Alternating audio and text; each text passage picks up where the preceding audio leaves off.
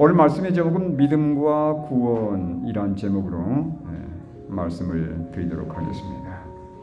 특별히 오늘 저녁에는 우리가 어떻게 이 예수님을 믿고 구원을 얻게 되는지 전체 과정을 한번 설명을 좀 드리도록 하겠습니다. 그래서 우리가 예수님을 믿기 시작한 때부터서 마지막 그 종착역까지 하늘에 이르는 그 순간까지 어떤 과정을 통해서 우리가 예수님을 믿게 되고 하나님의 의를 경험하게 되는지 그 내용을 한번 말씀을 통해서 살펴보도록 하겠습니다. 먼저 시대의 소망 466쪽의 말씀을 좀 먼저 참고해 보도록 하겠습니다. 성령의 감화 아래에서 누구를 섬길지를 선택할 자유가 주어져 있다. 성령의 감화 아래에서 누구를 섬길지를 선택할 자유가 주어져 있다 그렇습니다. 그러니까 우리가 예수님을 믿게 되는 데 있어서 가장 중요한 역할을 누가 하셨냐면 성령께서 하셨다는 거예요. 그 다음에 이어서 이렇게 말씀합니다. 우리 스스로 사탄의 지배를 벗어날 힘이 없는 것은 사실이지만 우리가 죄에서 해방되기를 바라고 크게 그 필요를 느껴 자신보다 더 높은 힘을 구할 때 영혼의 힘에는 성령의 거룩한 힘이 불어넣어져서 하나님의 뜻을 이루는 의지의 지배를 받는다. 이게 가장 먼저 출발이 성령의 감화였습니다. 그러니까 우리가 예수님을 믿기로 결심할 때 우리의 결심이 먼저가 아니었어요. 우리로 하여금 결심하게 한 그 동인이 있었습니다. 그게 누구냐면 성령의 감화가 먼저 있었다는 거예요. 그러니까 어떤 사람이 예수를 믿기 전까지 여러 사람들이 함께 기도해 줬고 그 다음에 그 기도를 통해서 성령께서 그들의 마음에 감동을 시켰고 그래서 그들이 예수를 믿기로 또는 받아들이기로 결심하게 된 거예요. 성령의 역사가 먼저 있었다는 사실을 여러분께서 여기서 기억하게 되길 바랍니다. 계속해서 이렇게 말씀하고 있습니다. 시대의 소망 176쪽의 말씀인데 이 말씀은 구원의 과정에 아주 소상하게 기록해 놓으셨어요. 십자가에서 비치는 빛은 하나님의 사랑을 드러낸다. 십자가는 뭘 우리에게 말씀해 주고 있다고요? 하나님의 사랑을 잘 드러내주고 있다고 말씀합니다. 그의 사랑은 우리를 그에게로 이끌어준다. 우리가 그 사랑을 깨닫게 될 때에 그 사랑은 마치 뭐가 똑같으면 자석과 똑같아요. 끌어당기는 겁니다. 우리를 어디로 끌어당겨요? 예수님께 더 가까이 끌어당기는 거예요. 하나님의 그 품으로 더 가까이 끌어당기는 겁니다. 만일 우리가 이 이끄심을 정하지 않는다면 구주를 십자가에 못 박게 한 죄를 회개하는 가운데 십자가 밑으로 인도함을 받을 것이다. 이 십자가의 사랑을 깨닫고 마음속에 깊은 회심의 반응을 갖게 되는 겁니다. 그 다음에 이어서 그때 믿음으로 말미암아 하나님의 영이 사람의 심령에 새 생명을 지어준다. 이게 바로 뭐냐면 거듭남이에요. 그렇죠? 사상과 욕망은 그리스도의 뜻에 순종하게 된다. 심령은 우리들 속에 역사하시어 모든 것을 자기에게 복종하게 하시는 그분의 형상으로 새로 지음을 받는다. 그때에 하나님의 율법이 심령에 쓰여지게 되며 우리는 그리스도와 더불어 내 하나님이여 내가 주의 뜻 행하기를 즐기나이다 라고 말할 수 있게 된다. 이 구원의 전 과정을 상당히 요약해서 말씀해 주고 있는 내용입니다. 저는 이 시대의 소망 176쪽의 말씀을 참 좋아해요. 왜냐하면 가장 간략하면서 함축적으로 우리가 어떻게 구원받게 되는지에 대한 그 과정을 아주 소소하게 밝혀놓았습니다. 자, 우리가 어떤 과정을 통해서 하나님의 온전한 자녀로 닮아가게 되는지 과정을 이렇게 한번 좀 나눠봤습니다. 첫 번째, 성령의 감화가 있게 되고 성령의 감화에서 우리 마음속에 새로운 삶에 대한 갈망이 일어나게 됩니다. 내가 이렇게 살아서는 안 되겠구나. 내가 뭔가 좀 새로운 삶을 좀 살아봐야지 하는 그 마음속에 그런 갈망이 일어나게 되어 있어요. 그런데 우리 스스로는 그 마음에 그 갈망은 일어나지만 이 새로운 삶을 살 수 있는 능력이 없음을 인정하게 됩니다. 네 번째, 그래서 하나님께 간절한 도움을 요청하게 되는 것이죠. 전능하신 하나님께 내가 정말 이 상태에서 벗어날 수 있게 해달라고 간절히 기도를 하게 됩니다. 그때 또 성령께서 우리 마음속에 역사하시고 그분의 인도함을 따라서 우리가 어디로 이끌림 받냐면 그리스도의 십자가 밑으로 이끌림을 받게 되는 거예요. 그리고서는 그 십자가에서 하나님의 놀라운 사랑을 발견하게 됩니다. 그럴 때 이제 그 사랑을 깨닫고서 우리 마음속에 결심을 합니다. 선택하는 거예요. 뭘 하기로요? 예수님을 나의 구주로 믿기로 선택하게 됩니다. 그럴 때 그 사랑의 연속으로 인해서 우리 마음속에 회개 경험을 갖게 되고 그리고 용서를 경험하게 되는 것이죠. 그래서 우리는 하나님의 백성으로 거듭나게 되고 그리고 이제 마음속에 하나님께서 그분의 계명을 기록해 주심으로 우리가 그분께 순종하면서 궁극적으로 예수님을 닮는 경험을 갖게 되는 것입니다. 이게 이제 구원의 전 과정이에요. 제가 개인적으로 제 개인의 경험을 되돌아볼 때도 이렇게 되어 있고 또 하나님의 영감의 말씀도 이렇게 되어 있습니다. 이런 과정을 통해서 우리가 결국은 예수님을 완전히 닮는 그 과정까지 나가게 되는 거예요. 하나씩 좀 살펴보도록 하겠습니다. 첫 번째 성령의 감화입니다. 자, 이게 도움되는 말씀이 여기 있습니다. 로마서 8장 26절에 보니까 이와 같이 성령도 우리 연약함을 도우시나니 우리는 마땅히 기도할 바를 알지 못하나 오직 성령이 말할 수 없는 탄식으로 우리를 위하여 친히 간구하시느니라. 여러분, 우리가 하나님을 알지 못할 때에도 우리를 위해서 간절히 기도하는 분이 계셨어요. 나를 위해서 아무도 기도해 주지 않았지만 나의 뒤에서 나를 위해서 간절히 기도하는 분이 계셨습니다. 그분이 누구시에요? 성령 하나님이시다는 사실이에요. 그 성령 하나님의 간절한 이 중보에 의해서 우리가 예수님께 이끌림 받은 겁니다. 성령의 감화가 먼저 있었어요. 성령의 감화가. 그 성령의 감화로 인해서 우리 마음속에 예수님을 믿어보고자 하는 그런 욕심과 그런 갈망이 생겨나게 된 겁니다.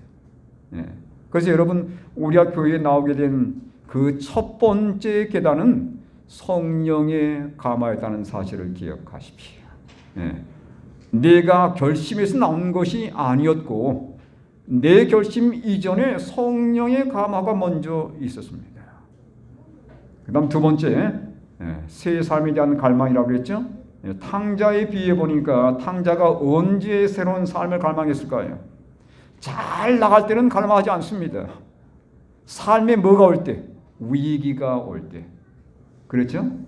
어떤 삶의 스트레스를 많이 받을 수밖에 없는 그런 어떤 환경에 처할 때 사람은 내가 이렇게 살아서는 안 되겠다는 그런 자신을 돌아보는 경험을 갖게 됩니다. 탕자도 마찬가지였어요. 잘 나갈 때는 거의 문제가 없었습니다. 근데 돈이 다 떨어지고 친구들이 다 사라지고 이제 홀로 되었을 때 먹을 것도 없는 그 처지에서 뭘 생각하게 됩니까? 예전에 자기 아버지 집에 거했을 때 그 상태를 생각해 보는 거예요. 그래서 이렇게 사는 것이 사람답게 사는 게 아니라는 것을 깨닫게 되는 겁니다. 다시 예전에 행복했던 때를 기억하면서 그때로 돌아가고 싶은 마음이 드는 거예요. 새로운 삶에 대한 갈망이죠. 역시 성령의 감화를 통해서 이런 새로운 삶에 대한 갈망이 우리 마음속에 일어나게 됩니다. 근데 문제는 뭐예요? 새로운 삶에 대한 갈망이 일어나기는 하지만 우리 스스로 그 새로운 삶을 살 수 없다는 것입니다.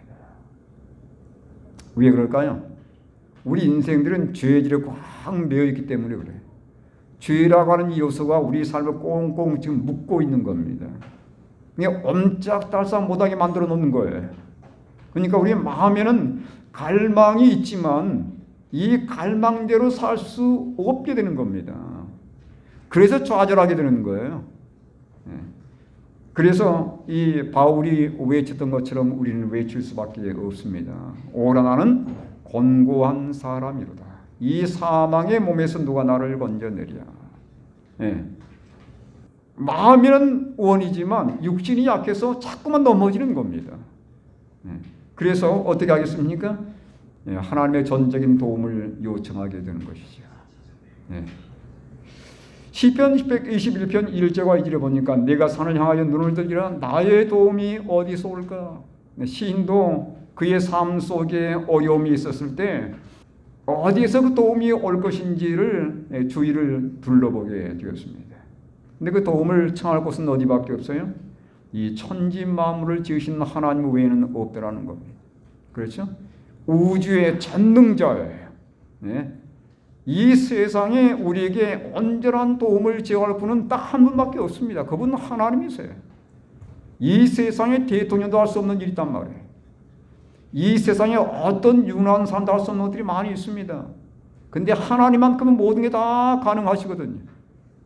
그래서 궁극적으로 이 영혼이 하나님을 찾는 그 장면입니다.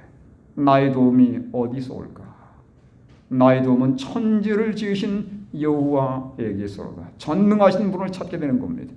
전능하신 분의 도움을 갈망하는 거예요.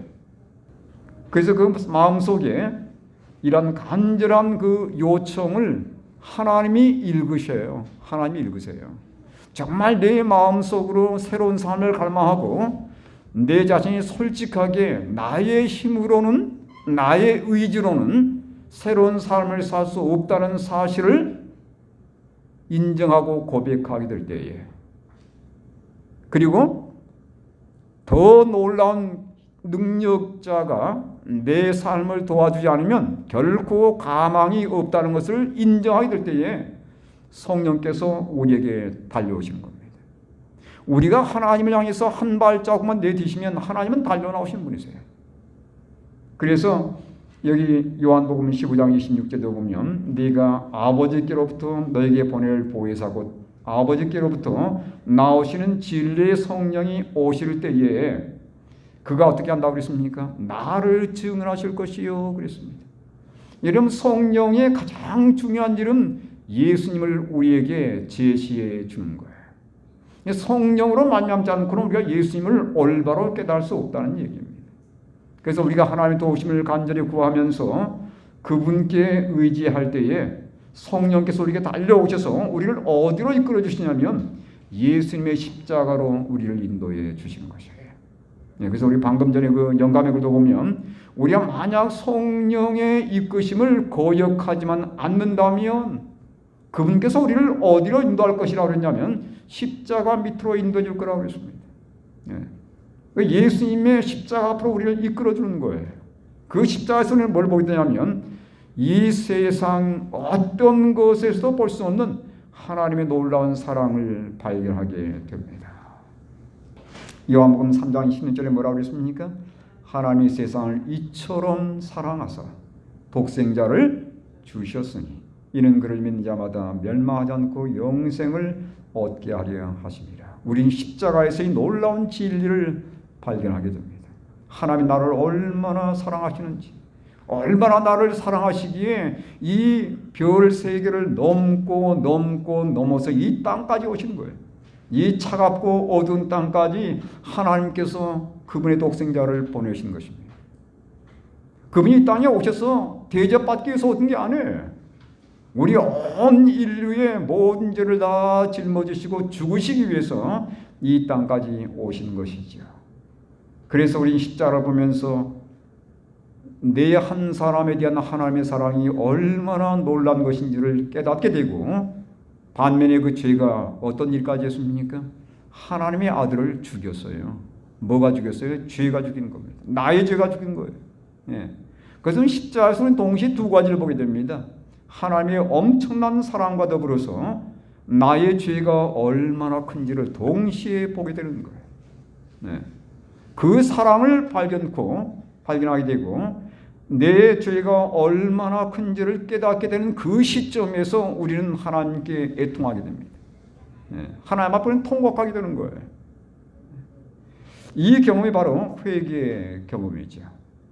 그래서 그 십자가를 우리가 사랑을 발견하게 되면 이를 따른 우리 마음속에 이 사랑을 받아들이기로 선택하게 됩니다. 여기 요한복음 9장 35절도 이건 그 소경에 대한 얘기인데 그 실로암 목가에서 씻음 받은 이 소경 그가 씻음 받고 나서 그를 낫게 해준 분이 누군지를 처음에는 몰랐어요. 그저 말씀했기 때문에 가서 씻었지만 그분이 누군지를 아직 보지는 못했습니다. 나중에 눈을 뜨고 나서 이제 눈 뜨고 난 게 문제가 돼가지고 그날 또 안식일이었거든요. 문제가 돼가지고 이제 그 논란이 벌어졌는데 너를 누가 눈 뜨게 해줬느냐? 나중에 시비를 벌이다가 결국은 예수란 분이 자기 눈을 뜨겠다는 사실을 깨닫게 됩니다.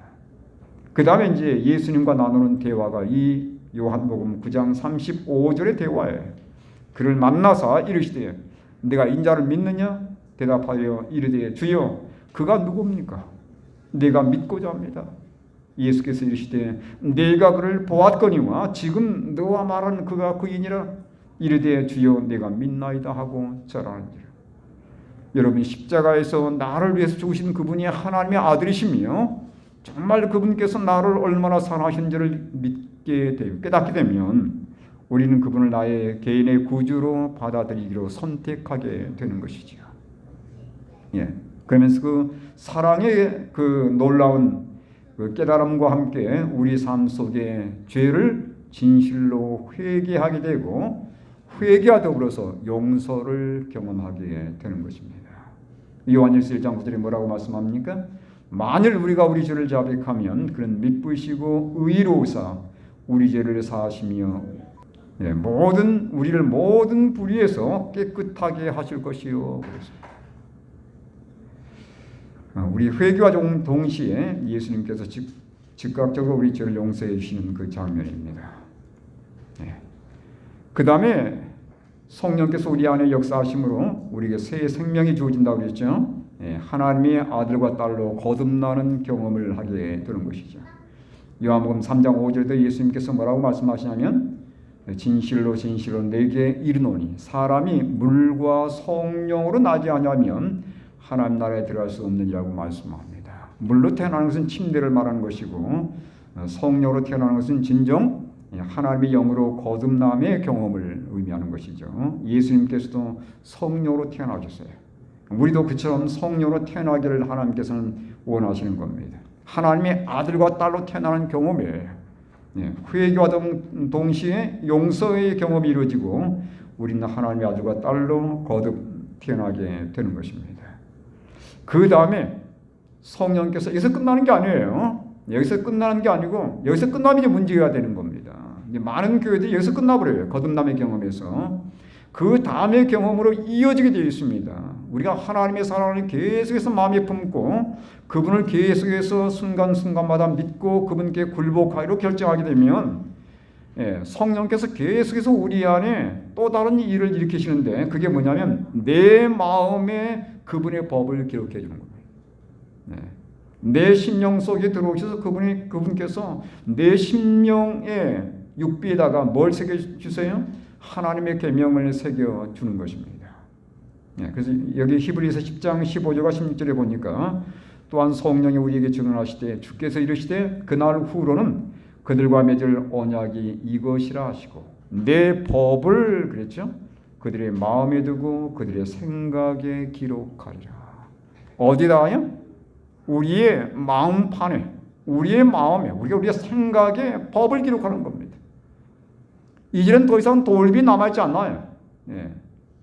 원래 하나님께서 돌비에 당신의 법을 기록하기를 원치 않으셨어요. 하나님께서 우리 마음에 당신의 법을 기록하기를 원했습니다. 근데 사람들이 자주 잃어버려요. 죄에 너무 익숙해져가지고 이 하나님의 법을 너무 자주 잊어버리기 때문에 아예 잊지 않도록 하기 위해서 두 돌비에 새겨준 것입니다. 그러나 하나님의 원래 계획은 우리 마음속에 이 법을 새기는 것이었습니다. 근데 언제 이 법이 새겨지냐면 내가 하나님의 아들과 딸로 거듭나는 그 이후에 이 법이 우리 마음속에 새겨지는 것이에요. 이 법은 뭡니까? 바로 십계명입니다. 십계명은 우리에게 뭘 가르치고 있어요? 사랑을 가르쳐요. 누구에 대한 사랑입니까? 하나님에 대한 사랑, 이웃에 대한 사랑. 사랑의 법이에요. 이 법이 우리의 생각 속에 기록이 되는 것이죠. 이제 이후의 삶은 정말 사랑을 나누며 사는 삶이 되는 것입니다. 그리고 하나님께 충성된 삶이 되는 것이죠. 그리고 하나님께서 우리에게 주신 안식일을 보다 더 철저히 준행하는 그러한 삶이 이루어지는 것입니다. 이러한 삶을 계속 살아가면서 주님께 우리가 믿음으로 순종하게 될 때에 우리는 누구 닮게 되는 거예요? 최종적으로 예수님을 닮게 되는 거예요. 에베소 4장 15절에 오직 사랑 안에서 참된 것을 하여 범사에 그에게까지 자랄지라. 그는 머리니 곧 그리스도라. 마지막 단계입니다. 이제 이렇게 계단을 올라가서 마지막 우리가 도달할 그 단계 어디냐면 예수님께까지 이르는 거예요. 예수님을 온전히 닮는 겁니다. 이게 우리의 최종 목표예요. 우리가 지금 예수를 믿는 것은 구원받을 뿐만 아니라 우리의 구주 되시는 예수님을 닮는 것이 우리의 목표입니다. 이 표대를 향해서 바울도 계속 달려간다고 말씀하고 있어요.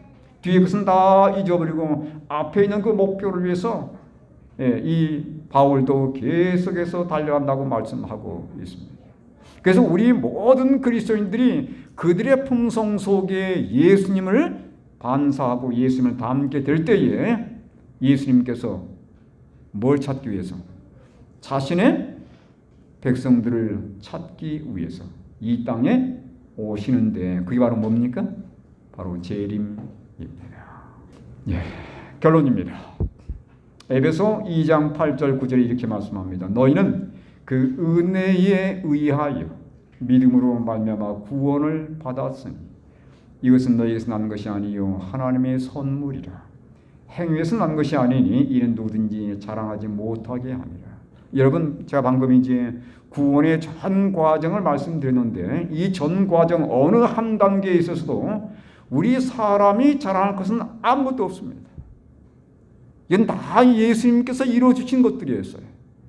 처음부터 성령의 감화로 시작이 돼가지고 결국은 내가 하는 것은 뭐밖에 없었습니까? 믿음으로 이걸 받아들이는 것밖에 없었어요. 전체적으로 하나님께서 모든 것을 다 지휘해 주셨고 지도해 주셨고 나의 역할이라는 것은 이걸 그대로 내 마음속에 받아들이는 것밖에 없었습니다. 믿는 거예요. 그래서 성경 뭐라고 말씀하냐면 그 은혜에 의하여 성령께서 나를 믿게 만들어 주셨죠. 내 마음속에 갈망을 일으켜 주셨죠. 내 마음속에 정말 내가 얼마나 무능한 존재인지를 깨닫게 만들어 주셨죠. 모든 게 하나님의 은혜였습니다. 내 마음속에 회개의 심령을 갖게 하는 것도 성령의 은혜였고 하나님의 은혜였어요. 내 자의대로 결코 회개가 일어나지 않습니다. 내가 회개해야지 결심만도 되는 게 아니에요. 십자가의 사랑을 내가 깊이 깨닫게 될 때 내 마음속 깊은 곳에서 회개에 대한 심령이 솟구쳐 오르게 되어 있습니다. 그 회개가 진정한 회개가 되는 거예요. 모든 게 하나님의 은혜였습니다. 그 놀라운 하나님의 선물을 우린 다만 믿음의 손을 뻗어서 받은 것뿐이에요. 그래서 바울은 이렇게 결론 내리지 않습니까? 너희는 그 은혜에 의하여 믿음으로 말미암아 구원을 받았으니 이것은 너희에게서 난 것이 아니요 하나님의 선물이라. 행위에서 난 것이 아니니 이는 누구든지 자랑하지 못하게 함이라. 결국 우리 어떻게 하는 겁니까? 그리스도 예수의 그 놀라운 선물들을 믿음의 손을 뻗어서 받는 것 믿음입니다. 그것으로 우리가 하늘에 가게 된다는 것을 다시 한번 여기 결론적으로 우리에게 제시해주고 있습니다. 제가 이 얘기를 좀 드려야 될 것 같아요. 1859년 여름의 사건이었습니다. 나이가라에서 최초로 한 고개사가 캐나다 쪽에서 미국으로, 혹시 뭐 나이가라에 가보셨는지 모르겠습니다만은 상당히 높은 그 폭포예요. 그 나이가라 물은 결코 마르지 않습니다. 엄청난 물이 쏟아지고 있어요. 근데 48m 높이 위에 이렇게 외주를 걸었습니다. 그리고 이제 기자들에게 선포를 했어요. 내가 이 캐나다 쪽에서 미국까지 이 나이가라 폭포를 횡단하겠다고 그렇게 이제 선포를 한 거예요. 그 손에 18kg 되는 장대를 들고, 장대를 들었죠? 장대를 들고서 균형을 잡는 겁니다. 48m 높이에다 이 밧줄을 설치를 했어요. 이건 지금까지 한 번도 누구도 시도해보지 않은 일이었습니다. 그러니까 수많은 기자들이 모여들었어요. 이 사람을 취재하기 위해서. 사람들은 손에 땀을 흘리면서 이 사람의 건너가는 광경을 응원하면서 지켜보았습니다. 자칫 잘못해가지고 발을 잘못 디디면 그냥 물속에 사라져버리는 거예요. 그냥 뭐 끝나는 거죠. 근데 찰스 블론딘이 걷기 시작합니다. 한 발자국 한 발자국 신중하게 사람들은 정말 마음속에 긴장하면서 그 광경을 보는 거예요. 모든 TV에 다 그 광경을 지금 촬영하고 있었습니다. 성공했을까요? 이 사람이 성공을 했어요. 그 다음에는 뒷걸음쳤어. 뒷걸음을 쳐가지고 또다시 건너가는 거예요. 그 다음 세 번째는 안대를 하고서 눈에 안대라고 또 건넜습니다. 그 다음 네 번째는 더 위험한 거예요. 외발 자전거. 외발 자전거를 타고 또 건너가는 겁니다. 야, 대단한 사람이죠. 이제 이렇게 하니까 사람들이 야, 정말 당신이 말로 놀라운 사람이라고. 뭐 아주 찬사를 보냈습니다. 그 자기에게 아주 박수갈채를 보내는 사람들에게 다가와가지고 이 찰스 블론딘이 이렇게 얘기했어요. 여러분, 제가 이번에는 사람을 등에 업고 건너겠습니다. 야, 사람을 등에 업고 건너겠다는 거예요. 여러분, 제가 할 수 있다고 믿으십니까? 이 사람들이 뭐라 그랬겠어요? 다 박수를 보내는 겁니다. 예, 당신은 보니까 아니 외발 자전거에 타고 건넜는데 그건 못하겠어요? 네. 눈을 감고 건너는데 못하겠습니까? 당신은 다 할 수 있다고 그렇게 사람들이 열화 같은 박수를 보냈습니다. 그러면 제 뒤 등에 업힐 사람 나오십시오. 누가 나왔겠어요? 아무도 안 나오는 겁니다. 믿는다고 얘기하지만 아무도 안 나오는 거예요. 사람들이 다 고개를 쳐박고 아무도 바라보지 않는 거예요. 그 순간 아주 자리가 숙연해졌어요. 그때 이 찰스 블론딘이라는 사람이 한 사람을 지목했습니다. 그 사람 이름이 누구냐면 해리 콜코드라는 사람이에요. 여보시오, 내가 이번에는 당신을 등에 업고 건너기 원하는데 내 등에 업히겠어? 그리고 내가 당신을 업고 이 밧줄을 타고서 건너편으로 건너갈 것이라고 믿습니까? 이분도 자기가 지목을 받았으니까 어쩔 수 없이 예, 믿습니다. 이렇게 대답했습니다. 이 사람을 등에 업었습니다. 그리고 건넜겠어요? 야, 두 사람이 건너니까 이건 더 긴장할 거 아니에요. 사람들이 정말 스릴이 넘치는 겁니다.